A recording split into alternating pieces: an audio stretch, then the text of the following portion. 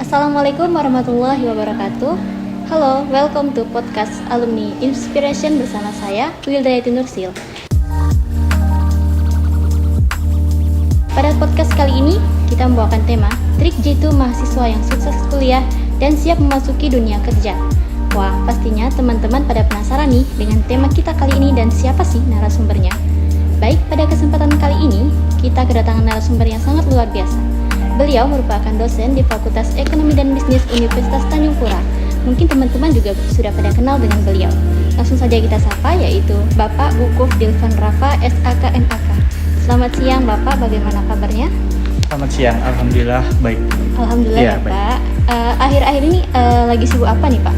Akhir-akhir ini karena masih belum kuliah ya, jadi saya bersama rekan-rekan dosen itu ya melaksanakan kegiatan-kegiatan yang berhubungan dengan akademis, seperti misalnya kemarin itu kami baru mengadakan seminar akademik mahasiswa. Nah, jadi mahasiswa itu diminta untuk mendiseminasikan hasil penelitiannya. Oke, jadi sambil menunggu jadwal perkuliahan ya, bentar lagi ya kita ya. Iya. Iya. Oke. Padat juga ya jadwalnya ya Bapak? Iya, lumayan. Ngomong-ngomong nih Pak, nah sebelum menjadi dosen kan Bapak pasti pernah nih merasakan bagaimana menjadi mahasiswa. Nah, juga bagaimana suasana di dalam perkuliahan ya Pak ya. Ngomong-ngomong soal kuliah, menurut Bapak apa sih yang harus kita lakukan sebagai mahasiswa di kampus yang mungkin tidak hanya untuk belajar Pak, supaya pengalaman yang kita dapatkan selama kuliah itu banyak. Nah, boleh dong kita sharing-sharing tentang hal ini Pak. Nah, iya. Terkait pengalaman kuliah ya. Jadi selama kita kuliah itu kan yang dilihat itu sebenarnya hanya dua kemampuan saja. Jadi bagaimana soft skill dan hard skill kita itu dilatih. Jadi kalau soft skill itu kan kita dapatkan pada saat kegiatan-kegiatan mahasiswa, serta hard skillnya itu kan kita bisa lihat dari ya akademik kita selama kita kuliah. Jadi selama mahasiswa itu ya disarankan lah, karena pada waktu mahasiswa memang waktu bagi kita untuk ya, ikut berorganisasi, untuk mencari pengalaman. Jadi kita tidak hanya sekedar belajar di kelas, tapi kita juga bisa mengimplementasikannya. Nah, pemerintah juga sebenarnya sudah belajar nih sebenarnya dari organisasi-organisasi mahasiswa. Contohnya kita sekarang sudah ada MBKM. Nah, kalau zaman saya dulu itu nggak ada MBKM, jadi nggak ada wadah dari kampus ya untuk melaksanakan ya namanya Merdeka Belajar itu. Nah, kita di mahasiswa dulu berarti hanya dari gabung organisasi, kita bisa melatih soft skill kita.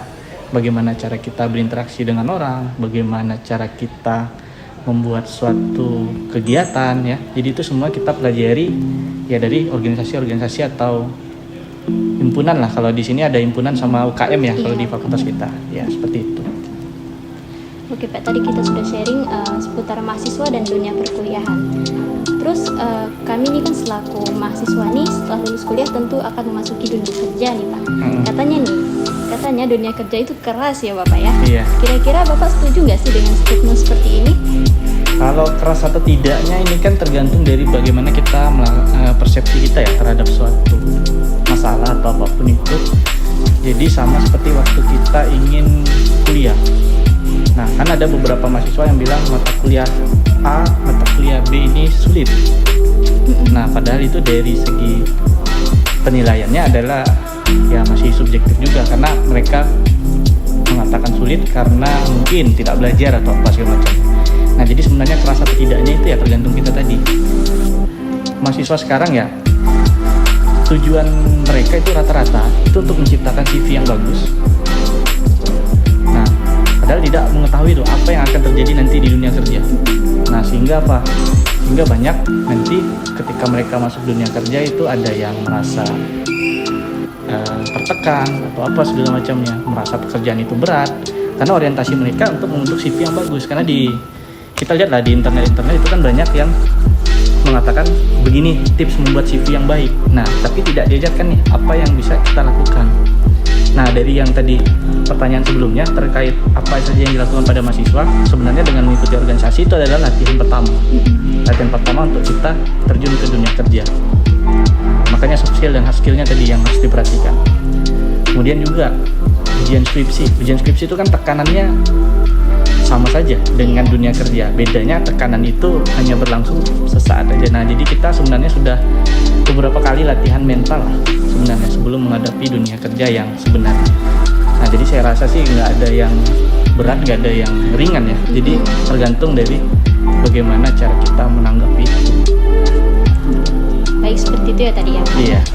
Oke, selanjutnya nih Pak, katanya juga cari kerja zaman sekarang itu susah ya Pak ya. Terus bagaimana sih menurut Bapak? Apakah ada tips bagaimana mendapatkan pekerjaan dengan mudah dan sesuai dengan harapan ataupun passion kita? Iya, sebenarnya untuk pekerjaan itu ya banyak orang bilang kan kalau hobi kita itu jadi sebuah pekerjaan itu ya, sangat enak bagi kita untuk menjalankannya ya. Tapi kalau bagi saya sih, apa yang kita tekuni di dunia kita waktu ada di perkuliahan, nah itulah yang harus kita implementasikan.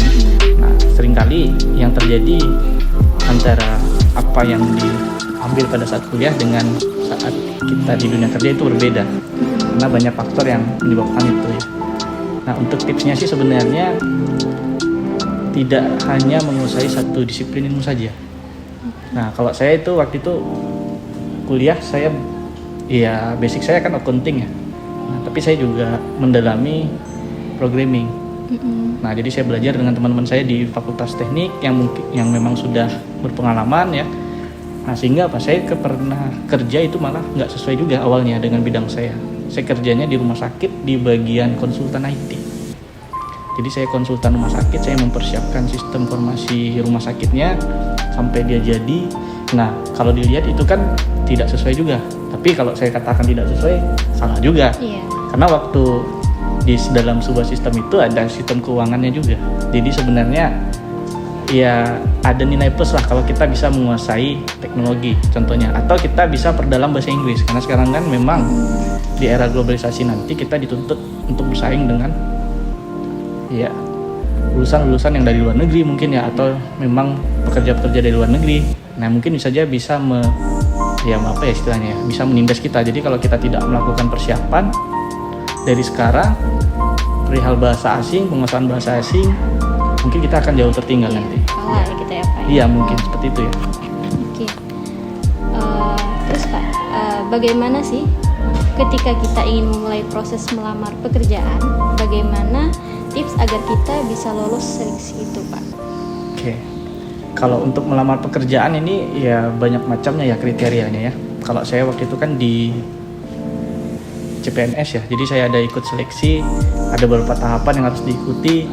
Nah, sebenarnya tugas kita itu pelajari saja apa yang memang diujikan oleh mereka. Jadi kalau misalnya memang diuji itu adalah bahasa asing, ya kita persiapkan bahasa asing kita. Kalau yang diuji itu adalah pengetahuan akademik, berarti persiapkan. Jadi mempersiapkan saja sesuai dengan apa yang diminta oleh mereka. Jadi kita mengikuti saja, itu untuk persiapannya. Nah, kalau kita punya nilai tambah, ya tampilkan itu. Iya, pada saat kita wawancara misalnya. Ya, kalau kita wawancara, kita tunjukkan nih kalian kita apa. Kita buat CV kita yang bagus, pengalaman kita apa saja. Nah, kalau sudah seperti itu kan artinya apa? Kita akan membentuk sebuah opini ya, opini yang bahwa kita ini layak gitu untuk berada di posisi tersebut. Nah, itu sih kalau dari saya.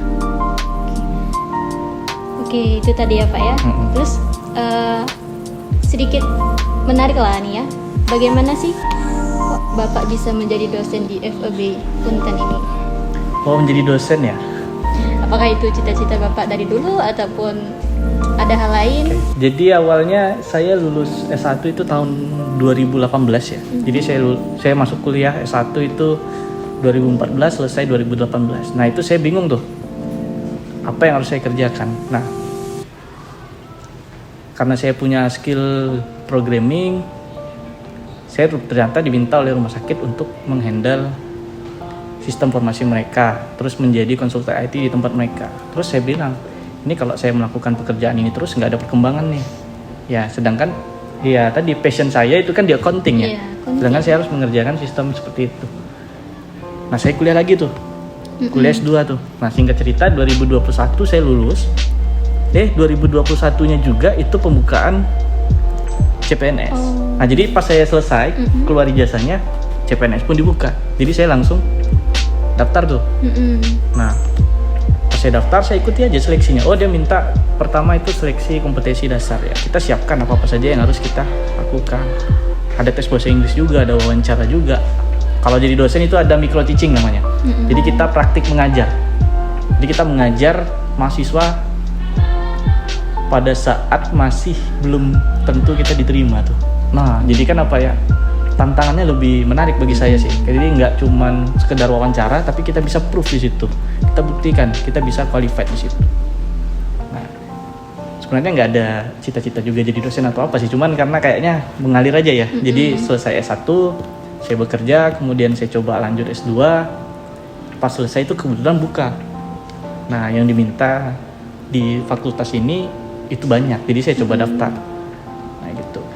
Saya juga sama dosen-dosen saya, rekanan saya itu juga alumni di sini. Jadi kami itu seangkatan bertiga itu lolos tuh.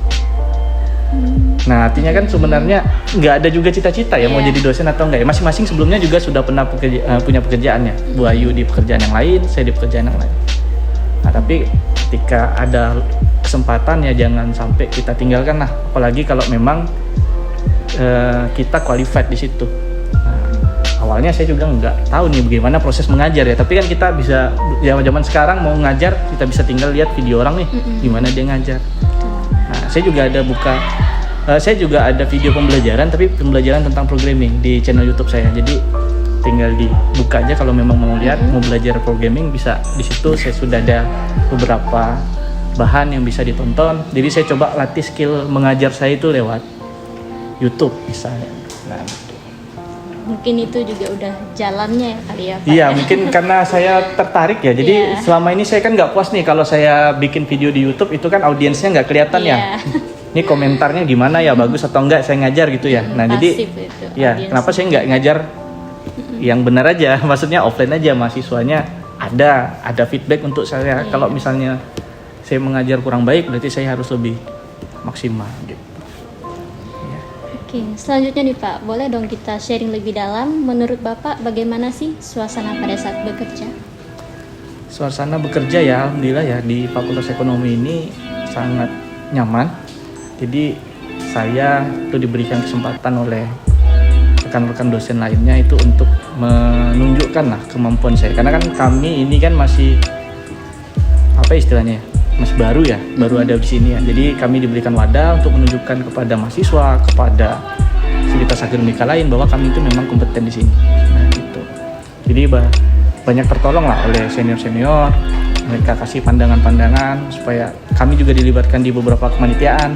Nah jadi nggak hanya mahasiswa aja nih yang ada melaksanakan kegiatan. Jadi kami sebagai dosen itu juga ada mengadakan kegiatan. Jadi kami menjadi kepanitiaan, jadi ketua, jadi sekretaris itu juga ada sebenarnya. Nah sama tuh sampai ke jadi dosen pun kita harus melatih soft skill kita. Nah jadi nggak hanya di bidang mahasiswa, karena saya sudah pernah waktu mahasiswa itu menjadi seperti apa ya mengadakan kegiatan seperti itu. Jadi saya sudah nggak terlalu kaget lagi. Iya ketika saya diminta untuk memimpin sebuah kepanitiaan. Oke baik nih Pak, lalu skill apa saja sih yang harus kita miliki atau kita kuasai ketika kita berada di dalam dunia kerja? Oke, kalau untuk skill ya, skill yang harus kita kuasai tadi pertama bahasa asing, karena itu sangat penting sekali. Sepintar apapun kita, kalau bahasa asing kita kurang baik, biasanya orang cenderung meremehkan ya.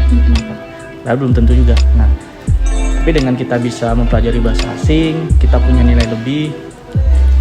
Kita mau bersaing, mau survive itu bisa kalau kita menguasai bahasa asing.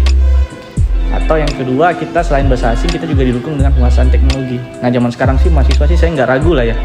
Saya nggak ragu penguasaan teknologi mahasiswa, tapi bagaimana cara menggunakan teknologi tersebut tuh yang perlu kita perhatikan bersama. Nah sekarang semua sudah enak, mau belajar nggak perlu nunggu dosennya lagi.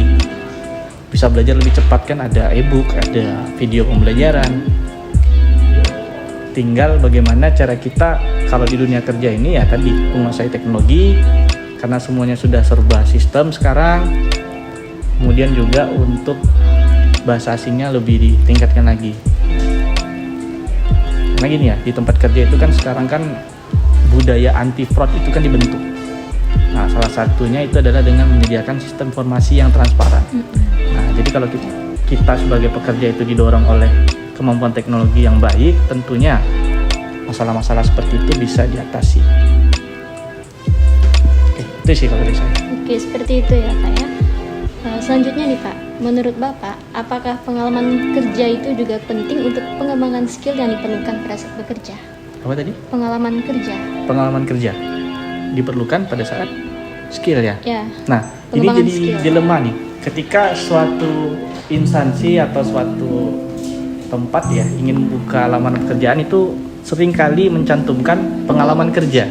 Ya. Sedangkan kita belum punya pengalaman. Nah, kan itu jadi permasalahan tuh. Gimana ya caranya agar kita ini masuk tuh di dalamnya. Sebenarnya pengalaman ini kan bisa kita dapatkan ketika kita magang misalnya.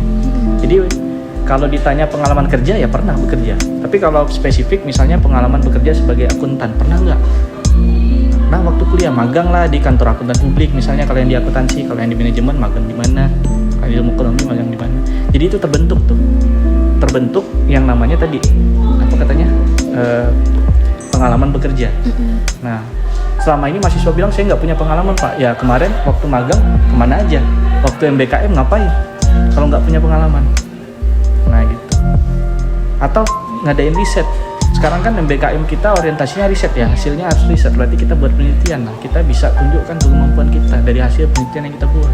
Jadi sebenarnya pengalaman bekerja itu dibentuk ya ketika kita melaksanakan perkuliahan seperti ini. Ada program magang, itulah yang dicoba diusahakan oleh kampus. Bagaimana caranya agar mahasiswa-mahasiswa yang ada ini mendapatkan pengalaman pekerjaan. Seperti itu ya tadi. Iya. Pak. Terus nih Pak, apakah memiliki rekan kerja yang baik juga penting dalam menciptakan suasana yang nyaman pada saat bekerja? Iya, kalau saya sih bilangnya tidak hanya rekan kerja ya, tapi atasannya.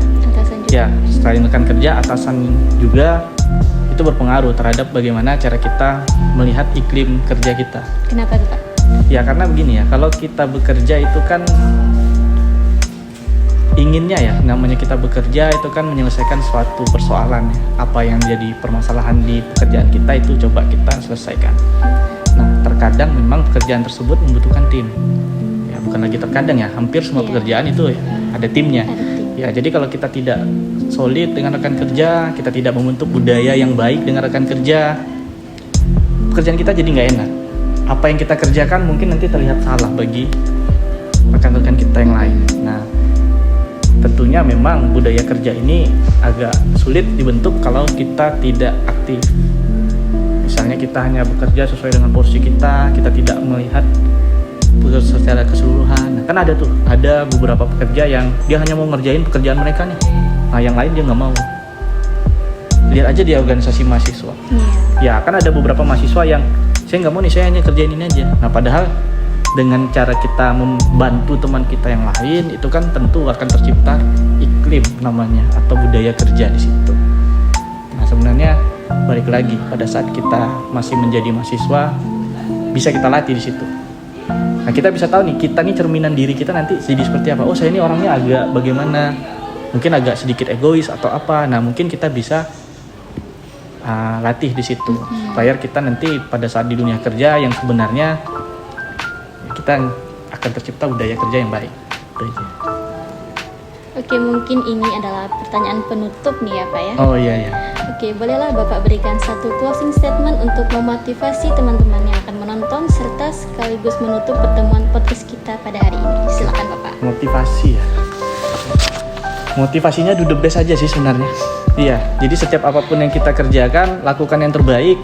Tentu orang pasti nanti akan melihatnya. Kita gini, kan ada quotes yang bilang sebagus-bagusnya karya kita itu bisa aja dibilang jelek, dan sejelek-jeleknya karya kita mungkin bisa terlihat bagus. Nah, artinya apa? Kalau kita bekerja itu orientasinya hasil, saya rasa agak sulit. Kita nanti akan terbentuk emosi di situ ketika pekerjaan kita tidak bagus. Tapi kalau kita merasa prosesnya sudah bagus, orang bisa akan menilai.